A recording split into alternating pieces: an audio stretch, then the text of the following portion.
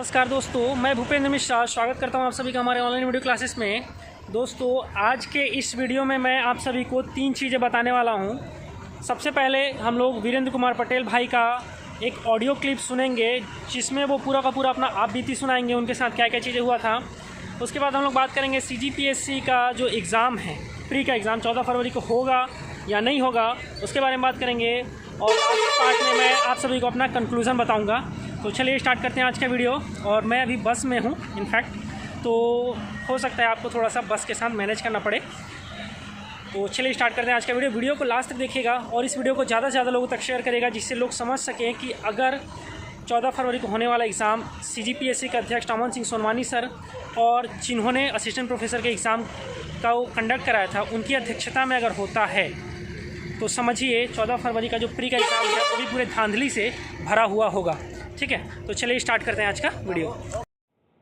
Hello. Hello. हाँ sir. Surendra Patel जी, मैं भूपेंद्र मिश्रा बोल रहा हूँ ना। हाँ सर, नमस्कार। नमस्कार। अभी एक चीज़ मैं आपको बता दे रहा हूँ, हम लोग जो भी बात करेंगे ना ये डायरेक्ट यूट्यूब में अपलोड होगा। ठीक है। Yes sir. तो आप जो भी बोलिएगा सोच समझ के बोलिएगा। ठीक है। मेरा सबसे पहला प्रश्न आपसे ये है कि आखिर आपको ऐसा क्यों लगा कि आपको CGPSC को ऐसा आवेदन देना चाहिए जो आपने आवेदन दिया था? सर, मेरे को कुछ परीक्षा हाल में आशंका थी कि गलतियां हैं, गड़बड़ियां हैं, और उस आशंका को दूर करने के लिए मैंने जांच का विषय है और ये गड़बड़ियां हैं बोल के मैंने आवेदन दिया। अच्छा, मतलब आप कंफर्म थे कि वो जो सामने वाला बंदा था जिसके वो रोल नंबर को लेकर के आप दावा कर रहे हो कि वो अनुपस्थित था, आप कंफर्म हाँ। हो कि वो अनुपस्थित था? हाँ हाँ कंफर्म। हाँ। ठीक है। और इसके लिए आपको शायद CGPSC में बुलाया गया था? हाँ सर, मुझे बुलाया गया। कल बात ये हुई, मैं 23 तारीख को आवेदन लगाया शाम को करीबन 3:30-4 बजे, 4:30 बजे लगभग। तो मैं आवेदन का पावती लेके आया। मैंने आवक जावक में जो है अधिकारी से मुलाकात नहीं हो पाई। उसके बाद मैं वहां से आया जैसे, तो नई दुनिया वाले मिले और नई दुनिया वाले कि आप क्या आवेदन दिए हो, क्या है, क्या समस्या है। तो मैंने क्या बात रखी। तो उसके बाद 25 तारीख को 23 को दिया था, 25 तारीख को जो है फिर वो पेपर में आया था। तो नई दुनिया के जो पत्रकार है उन्होंने जाकर परीक्षा नियंत्रक से बात की। तो परीक्षा नियंत्रक मेरी बात को बेबुनियाद बताते हुए बात को विस्तार बता दिया था और हमारे द्वारा किसी प्रकार से आयोग के द्वारा नहीं की गई थी। ऐसा नहीं पहला जो है मेरा न्यूज में आया था ये। ठीक है ना। तो आप जब PSC गए तो उस दिन आपके साथ क्या क्या हुआ था? सर, PSC में जैसे गया, मुझे रास्ते में कॉल आया कि आप कहाँ हैं, आप जल्दी आइए। तो मुझे टाइम नहीं दिया गया था PSC के द्वारा कि कितना समय आना है आपको। इतना बोला गया था कि 1 फरवरी को आप आइए। तो मैं थोड़ा रास्ते में था, ऐसा उनको कहा, मुझे फोन आया तो आप कितना समय पहुंचेंगे, आप जल्दी आइए, आपको 10 बजे बुलाया गया था, ऐसा करें। मैं PSC को बोला कि नहीं, मुझे 10 बजे नहीं बुलाया गया था, मुझे टाइम नहीं दिया गया था, आप आइए, इतना बोला गया था। मैं गया और जैसे ही पहुंचा तो थोड़ी देर बाद जो है PSC के गेट में साइन किया, एंट्री किया कि किस कार्य से आया हूँ, क्या है, कैसा है, फोन नंबर वगैरह सब एंट्री रहा था। तभी जो है कोई सचिव या अध्यक्ष महोदय का बाबू था शायद, तो मुझे आग पूछने लगे। वहीं पर मैं खड़ा था, कुमार पटेल कौन है, ऐसा कुछ बोला। उसके बाद मुझे अंदर ले जाया गया उधर तरफ और ऊपर सीढ़ी में चढ़ा। उसके बाद एक वेटिंग हॉल था, वहां पर कुछ लोग और बैठे थे, कुछ पत्रकार वाले से भी शायद लग रहा है मुझे। और अंदर जाने के लिए मुझे कहा गया, तो मैंने, मेरे साथ एक भाई गया हुआ था, उसको मैं लेके जाऊंगा बोल रहा था साथ में। तो उन्होंने मना कर दिया, आप आवेदक हैं, आप ही जाना, आप ही आवेदन दिए थे, आप ही को जाना पड़ेगा, ऐसा। फिर मैं अंदर गया। उसके बाद अंदर जाने के बाद मुझे ये पूछा गया कि आप ही वीरेंद्र पटेल हैं, आपने आवेदन लगाया था क्या? बोले हाँ। उसके बाद आपका परीक्षा केंद्र कहाँ था, क्या था, कैसे, ये सारी चीजें पूछी गई। मुझे बयान देने के लिए कहा गया। हाँ। और ये पूछा गया कि आप पर्यवेक्षक कौन कौन थे आपके कक्ष में। तो मैं तुरंत नहीं पहचान पा रहा था। मैडम को पहचाना जो थी एक, और दूसरा एक सर, तो उनको पहचान लिया। उसके बाद एक और मैडम थी, उन्होंने कहा कि नहीं ये तो नहीं थी, फर्स्ट शिफ्ट में तो मैं थी, ऐसा उन्होंने कहा। तो मैं बोला हाँ आप दोनों थे फर्स्ट शिफ्ट में, सेकंड शिफ्ट सर और मैडम थी, मैं बोला। उसके बाद मेरे ऊपर दबाव डाल रहे थे लोग कि ऐसा नहीं चाहिए, ये बात को नोट किया जाए ऐसा बोल। फिर मुझे महोदय के द्वारा कहा गया कि बयान दीजिए, आपको बयान के लिए बुलाया था। मैं बोला सर मुझे क्यों बुलाया गया है, ऐसा मैंने पूछा उनसे। तो उन्होंने कहा बुलाया गया। फिर मुझे बयान लेने के लिए कहा गया, और बयान जो है लिया गया मुझसे। और वो लोग वीडियोग्राफी के बारे में मैंने बार बार कहा उनसे कि वीडियोग्राफी हमारे कक्ष में हुआ था, और मैं ये दावे के साथ क्या कहूँ, अभी मुझे अगर पूछा जाए तो हुआ था ये बात लगी ऐसे रहते कि अच्छा। और क्या हुआ फिर? उसके बाद मेरे बयान को वो लोग, एक जो अधिकारी था उनका पीएससी का, उन्होंने लिखना स्टार्ट किया, और पूछ रहे थे मेरे द्वारा सोच समझ के दी जा रही थी। तो मैंने फिर बात जो है वहाँ जुड़वाया बयान में, और उसके बाद वो मुझे टाइप करने के लिए तो बयान को आप लिखे थे कि उन लोग लिखे थे बयान को? बयान को वो लोग लिखे, सामने में एक अधिकारी था, मैं बयान को बोल रहा था। अच्छा हाँ, फिर? और उसके बाद वो टाइप करने के लिए दूसरे कक्ष में मुझे ले जाया गया। और उसके बाद वो लोग के बीच में क्या बात हुई है मुझे नहीं मालूम। अच्छा, मुझे दूसरे कक्ष में ले जाया गया, और दूसरे कक्ष में टाइप किया गया मेरा बयान को, और मेरे टाइप होने के बाद प्रिंट निकाल कर जो है मुझे साइन करने के लिए कहा गया। तो मैंने कहा मुझे एक कॉपी इसका दीजिए बयान का, मेरा बयान है तो मुझे एक कॉपी दिया जाना चाहिए, मैंने ऐसा कहा। तो महोदय ने जो है मना कर दिया, नहीं आपको बयान की कॉपी नहीं मिली, आप आरटीआई लगाइए, ऐसा कहा। अपने ही बयान का कॉपी लेने के लिए? हाँ, अपने ही बयान का। और उपस्थिति पत्र भी नहीं दिखाया गया, वो मार्कशीट दिखाई गई,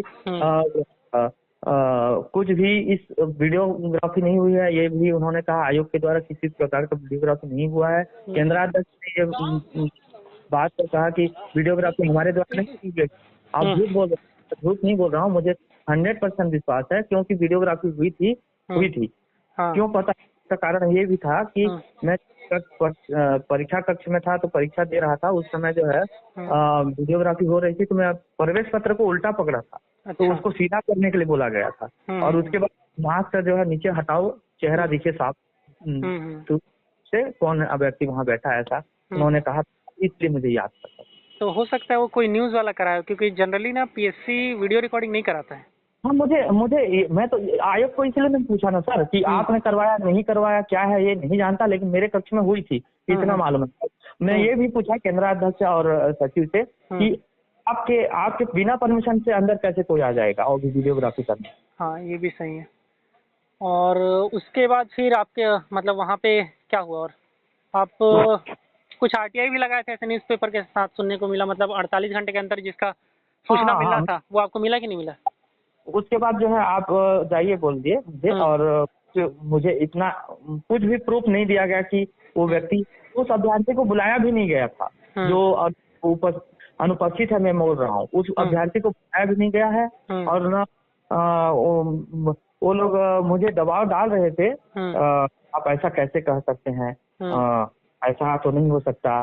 सचिव महोदय ने कहा कि जो होता है पीएससी में फेयर होता है, आप गलत कहा गया उनके द्वारा। तो आपके ऊपर लगा रहा, मेरी जो शंका थी, आशंका थी, उस शंका के आधार पर मैंने आपको जांच के लिए ये विषय है और इसी के लिए आवेदन दिया था। और किसी ने कर दिया, उसको मैं कैसे जानूंगा? वो आप जांच कीजिए, मैं बोला।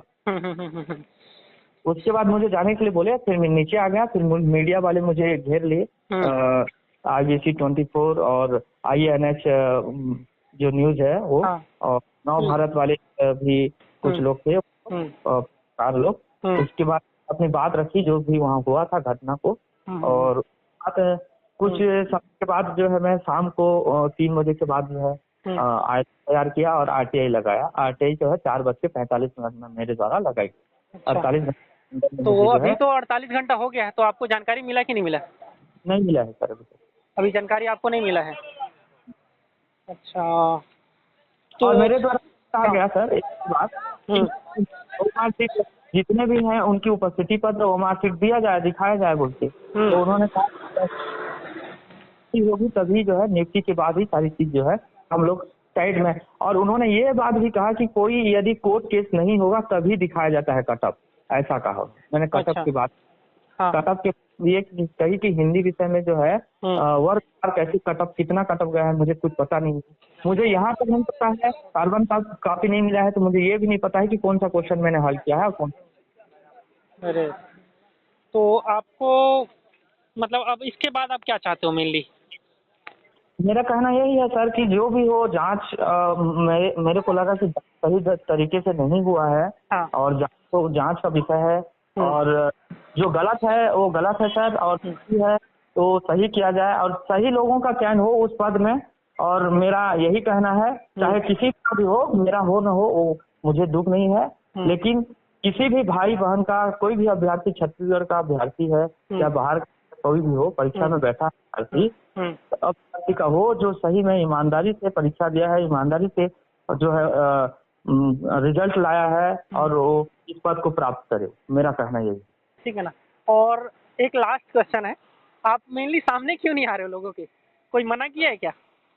हाँ सर, मुझे अपने जान का डर है, क्योंकि MPPSC घोटाला हुआ था, व्यापम घोटाला हुआ था, कई लोगों की जान भी चली गई थी। तो सारे चीजों को, और मेरे करियर का भी सवाल है सर, अगर मेरे ऊपर तो सारे चीज मेरे आगे पीछे कोई नहीं है। यहाँ तक मेरे परिवार में मेरी माँ है जो बीमार अवस्था में रहती है हमेशा, और उनका मुझे सहन करना पड़ता है।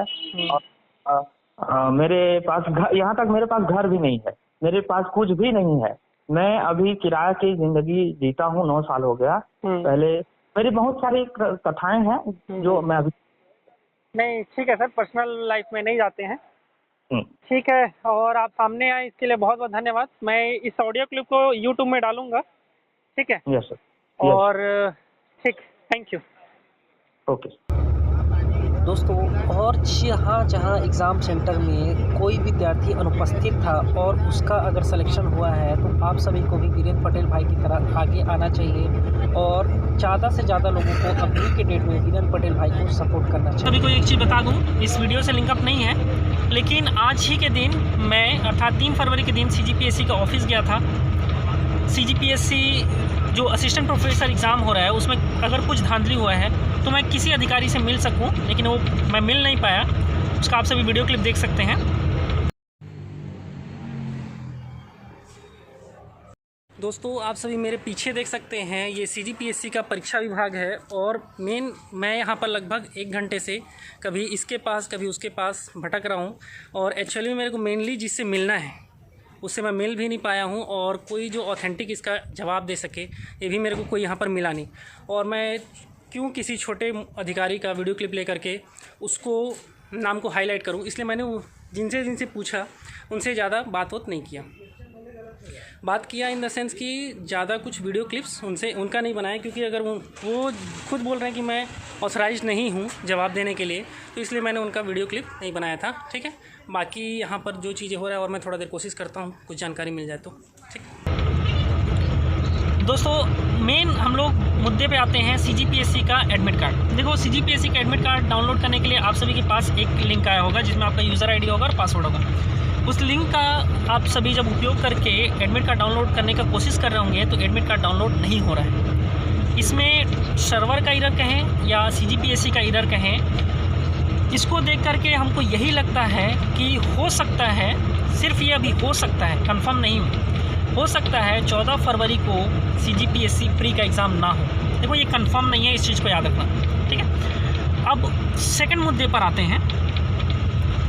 अगर मान लो 14 फरवरी को CGPSC प्री का एग्ज़ाम होता है और एग्ज़ाम कंडक्ट कराने वाले वही लोग हैं जिन्हों के ऊपर इतने सारे आरोप लग रहे हैं भ्रष्टाचार के, चाहे हमारे टमन सिंह सोनवानी सर हों या एग्ज़ाम कंडक्ट कराने वाले सर हों। देखो, सर हैं या मैडम हैं, मैं गया था तो वहाँ पर एक मैडम का नाम आ रहा था बार बार, ठीक है। हुआ क्या है, सहायक प्राध्यापक असिस्टेंट प्रोफेसर का जो एग्ज़ाम हुआ है उसमें क्रम से, आप सभी को मैं पहले वीडियो में बताया था, 2 3 4 5 6 7 8 9 10 क्रम से रोल नंबर वालों का सिलेक्शन हुआ है। कई लोगों पर आरोप लगा है कि वो एग्ज़ाम में नहीं बैठे थे, उनका भी सिलेक्शन हुआ है, इंटरव्यू के लिए उनका भी नाम आया है। थर्ड पार्ट, कई लोगों को लगता था कि ऐसा, कई लोगों ने दावा किया है कि मेरे से कम नंबर वाले का हो गया है, मेरा उससे ज़्यादा नंबर था, फिर भी मेरा उसमें सिलेक्शन नहीं हुआ है या इंटरव्यू में मेरा नाम नहीं आया है। तो एक चीज़ समझ लो, जो इंसान 14 फरवरी को एग्ज़ाम कंडक्ट कराने वाले हैं उनके ऊपर इतने सारे धांधली के आरोप लगे हुए हैं, क्या वही शख्स ये सारे एग्ज़ाम कंडक्ट कराएंगे तो ये सारा का सारा चीज़ सही होगा? क्या आप खुद ही सोचो, 14 फरवरी को हम एग्ज़ाम देने जाएंगे, शिद्दत से पढ़ रहे हैं, मेहनत कर रहे हैं ना, एग्ज़ाम देंगे और एग्ज़ाम देने के बाद होगा क्या? जो या तो अब तो ये है कि कम से कम इतना तो मैं गारंटी दे रहा हूँ, वो बंदा जो पैसा देगा ना कम से कम एग्ज़ाम हॉल में बैठेगा, इतना तो होगा। लेकिन इंटरव्यू में चलेगा पैसा, हो सकता है मेंस में चले, प्री कैसे भी निकलवा देंगे। गोला मत मारो भैया, गोला वहाँ पर ऑफिस में बैठ के मार लेना। चीज़ों को समझो, अभी CGPSC एकदम पाक पवित्र नहीं है। और पाक पवित्र से एक चीज़ आप सभी को बताता हूँ मैं, CGPSC का जो असिस्टेंट प्रोफेसर का एग्ज़ाम हुआ था जिसमें वीरेंद्र कुमार पटेल ने आपत्ति लगाया था ना, ठीक है, उसको पोस्ट करने वाले थे दीपक अवस्थी जी। दीपक अवस्थी जी ने फिर से अपने फेसबुक में एक पोस्ट डाला है जिसमें लिखा है, सूत्रों से मिली जानकारी के अनुसार DPR यानी चंद संपर्क अखबारों के संपादकों के संपर्क में चर्चा का आदेश है कि PSC की छवि धूमिल हो रही है, सबको मैनेज करो। मैनेज करो मतलब साम दाम दंड भेद जो लगाना है लगाओ, CGPSC का छवि को ठीक करो। और ये CGPSC का छवि ठीक कैसे होगा? इसमें पक्ष भी मिल जाएगा, विपक्ष भी मिल जाएगा, दोनों आपस में एक दूसरे से मिल जाएंगे और CGPSC पर कोई ब्लेम नहीं उठाएगा।